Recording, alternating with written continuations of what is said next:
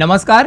आज मार्गशीर्ष कृष्ण प्रतिपदा शक 1943। मी अभिषेक नेमाणे सादर करत आहे ठाणे वार्ता। पाहूया ठळक घडामोडी।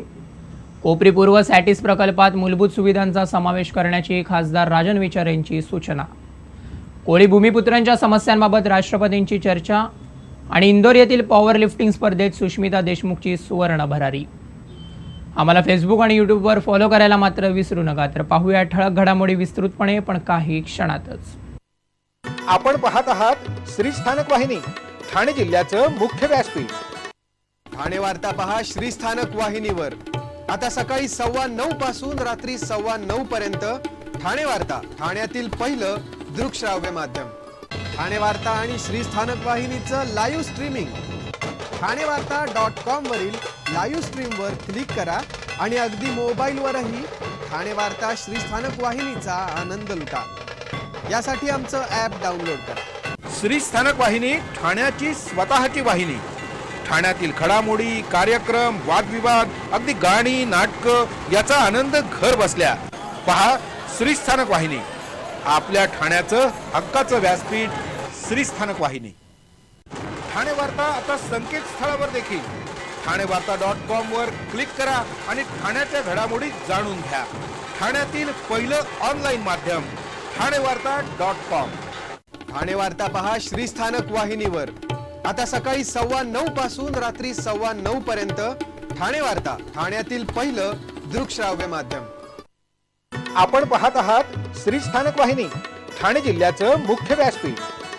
कोपरी पूर्व येथील सॅटिसच्या बांधणीत काही मूलभूत सोयी सुविधांचा समावेश करण्याची सूचना खासदार राजन विचारे यांनी रेल्वेला केली आहे।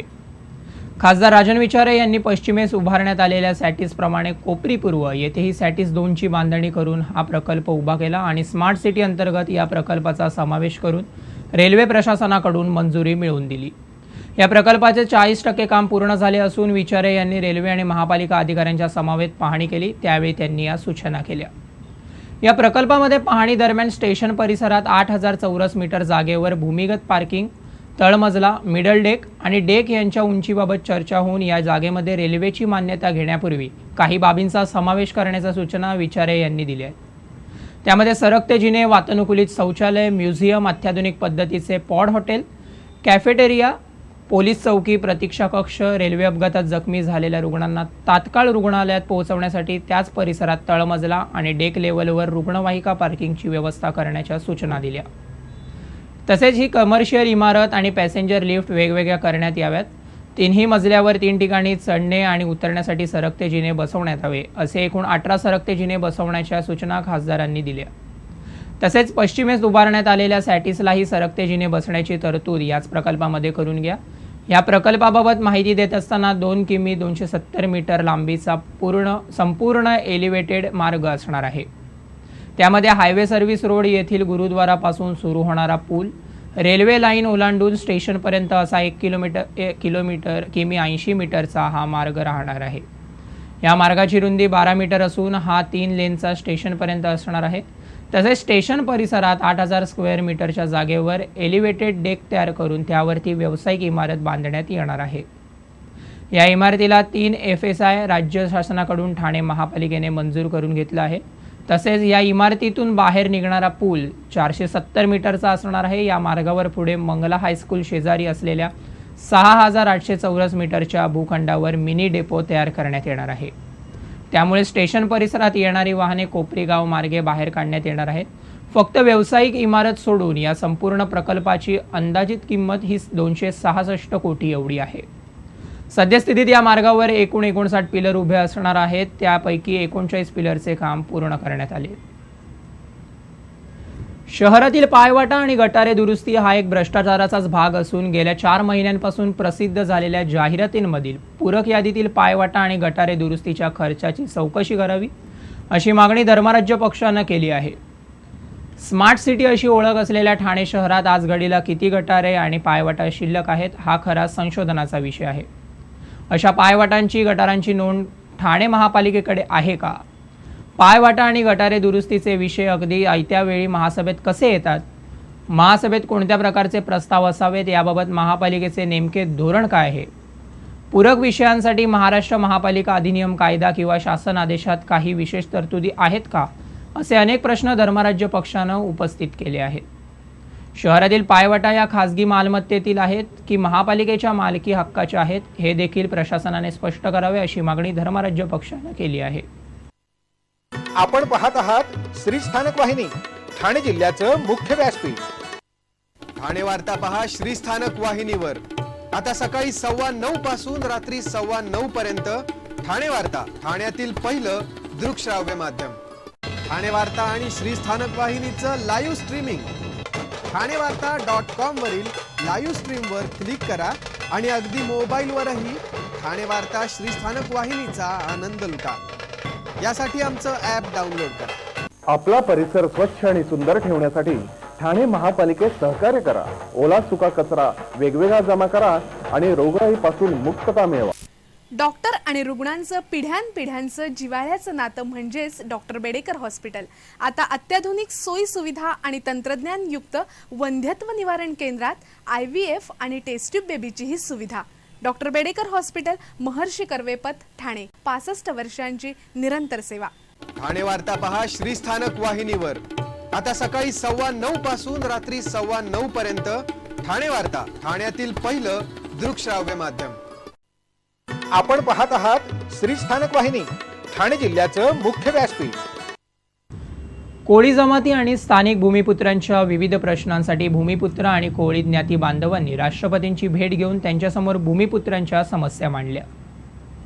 राज्यातील कोळीवाडे गावठाणात राहणाऱ्या स्थानिक मच्छीमार आणि स्थानिक भूमिपुत्र, स्थानिक संघटित आणि असंघटित मासे विक्री करणाऱ्या महिला, मच्छी मार्केट, मत्स्य व्यवसायासंबंधित उद्योग करणारे संघटित आणि असंघटित कामगार यांना भेडसावणाऱ्या अनेक समस्या, कोळीवाडे गावठाण ह्याचे विस्तारित सीमांकन, कोळीवाडे गावठाण येथे जबरदस्तीने लादण्यात येणाऱ्या क्लस्टर योजना, झोपडपट्टी पुनर्वसन योजना या सर्व समस्या आणि त्यावरील उपाय सांगणाऱ्या अभ्यासपूर्ण सूचना यांची या भेटीत प्राथमिक चर्चा झाली.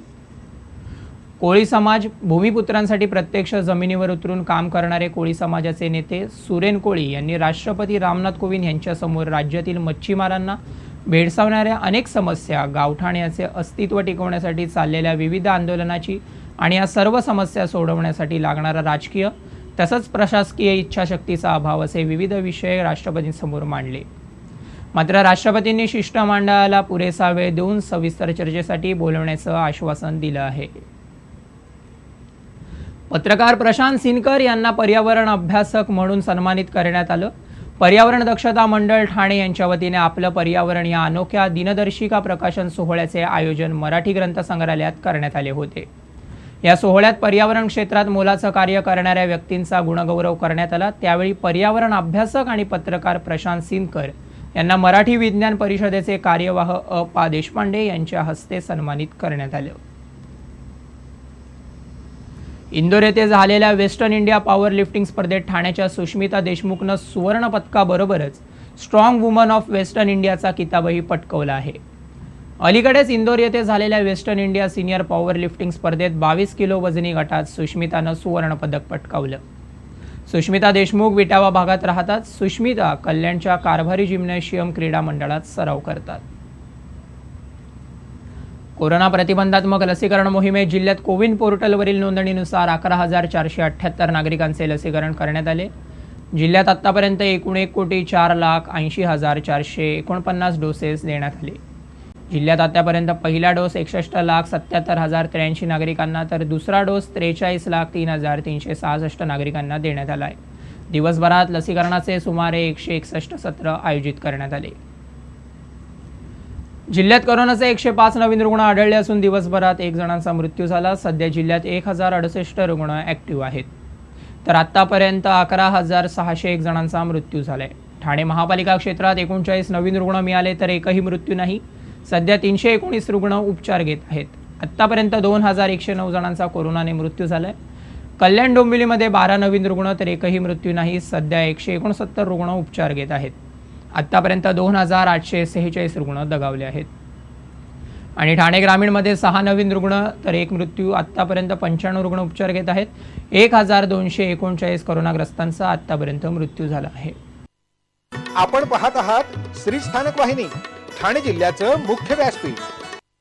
ठाणे वार्ता पहा श्रीस्थानक वाहिनीवर आता सकाळी 9:15 पासून रात्री 9:15 पर्यंत. ठाणे वार्ता, ठाण्यातील पहिलं दृकश्राव्य माध्यम. ठाणे वार्ता आणि श्रीस्थानक वाहिनीचं लाईव्ह स्ट्रीमिंग ठाणेवार्ता.com वरील लाईव्ह स्ट्रीमवर क्लिक करा आणि अगदी मोबाईलवरही ठाणे वार्ता श्रीस्थानक वाहिनीचा आनंद लुटा. यासाठी आमचं ॲप डाउनलोड करा. ठाणे वार्ता आता संकेतस्थळावर देखील ठाणेवार्ता.com वर क्लिक करा आणि ठाण्याच्या घडामोडी जाणून घ्या. ठाण्यातील पहिलं ऑनलाईन माध्यम ठाणेवार्ता.com. ठाणे वार्ता पहा श्रीस्थानक वाहिनीवर आता सकाळी 9:15 पासून रात्री 9:15 पर्यंत. ठाणे वार्ता, ठाण्यातील पहिलं दृकश्राव्य माध्यम. आपण पाहत आहात श्रीस्थानक वाहिनी, ठाणे जिल्ह्याचं मुख्य व्यासपीठ. आपण आपले कार्यक्रम किंवा बातम्या आम्हाला ठाणेवार्ता@gmail.com या आमच्या ईमेलवर कळवू शकता. पाहूया ठळक घडामोडी शेवटी पुन्हा एकदा. कोपरी पूर्व सॅटिस प्रकल्पात मूलभूत सुविधांचा समावेश करण्याची खासदार राजन विचारे यांच्या सूचना.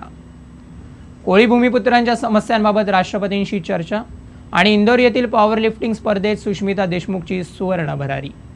या होत्या ठाणे वार्ता. आपली एखादी बातमी पाहायची राहून गेली असेल तर ठाणेवार्ता.in या आमच्या संकेतस्थळाला तसेच आमच्या फेसबुक पेज किंवा यूट्यूब चॅनलला अवश्य भेट द्या. तर मग पुन्हा भेटू पुढील बातमीपत्रात फक्त श्रीस्थानक वाहिनीवर. धन्यवाद.